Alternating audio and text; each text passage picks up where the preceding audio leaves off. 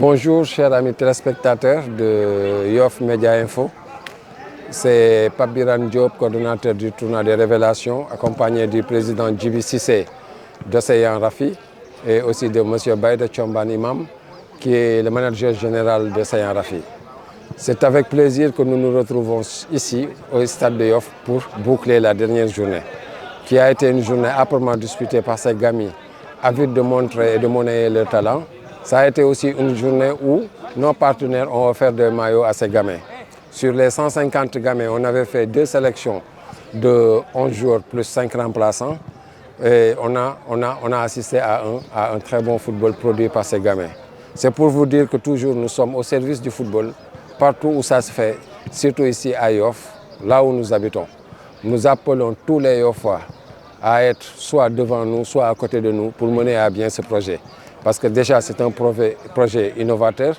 c'est un projet qui doit impacter dans le temps, c'est un projet que nous devons léguer aussi à nos jeunes frères qui vont venir ultérieurement. On vous dit à la prochaine et merci beaucoup. Merci au président au directeur Abdounar Meng de nous avoir permis de faire ce tournoi ici. Merci aussi à la coutume, merci à la mairie, merci aux dignes collaborateurs,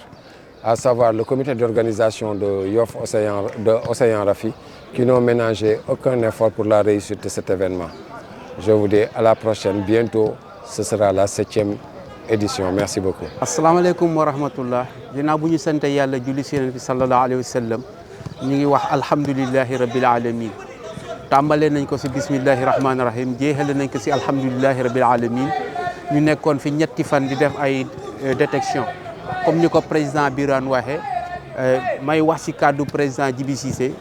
ñu ngi sant di gërëm ñëpp ñoo xamante ne jàpp nañ ci liggéey bi. Di gërëm ñi nga xamante ne aussi ñooy direction du stade Abdounar ak ay collaborateurs am yombalal nañ ñu liggéey bi.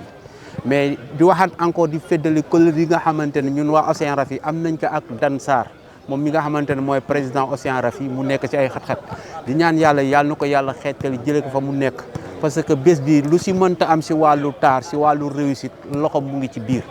kon nag moom daal vraiment ñu ngi koy ñaanal yàlla xettali ko di wax ne aussi tournoi bi nga xamante ne def nañ ko si ñetti fan gan yi fi ñëwoon am nañ satisfaction par rapport ak ni mu doxee yëpp te ñoom yàlla dogal na aussi dañ fi ñëw pour jàppale xale yi pour ñu mën a am ay teraanga ci football donc ñi fi nekk ñëpp teraangay football jombulee donc ñoom dañ fi jóge tugal ñëw fi pour fexe jël fi ay nit ñoo xamante ne ñuy bokk ak ñoom liggéey parce que ñëpp xam nañu le football c'est une industrie donc c'est industrialisation ba si lañ nekk ñun ñi waa Océan Rafi pour fexe samp fi loo xamante ne comme ni ko président waxee day am relève ñu koy yaakaare képp koo xamante ne yaa ngi nekk ndaw ci Yoff am compétence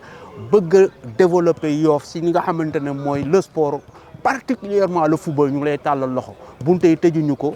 vraiment ñu ngi jaajëfal ñëpp ñoo xamante ne ñëw nañ fi si li nga xamante ne mooy tournoi bi équipe yëpp ñu ngi leen di jaajëfal ñi nga xamante ne aussi ñooy organisateurs yi si ñetti fan yëpp ñu ngi leen di jaajëfal di wax ne ñun ak ñoom sotti si la ak des si donc ñu ngi ñaan yàlla aussi yeneen tournoi ne fi yeneen nekk fi ba nga xamante ne képp koo xamante ne am nga talent sa wërsëg ne fi yàlla dimbalil ba nga mën am contrat donc encore une fois daal ñu ngi jaajëfal waa Média Info ñi nga xamante ne à chaque fois ñu ngi ñuy accompagner ñu nekk ay partenaires yu digne du ñu noppee aussi di gërëm ñi nga xamante ne aussi ñooy waa Mandiol Laye ñi nga xamante ne am nañ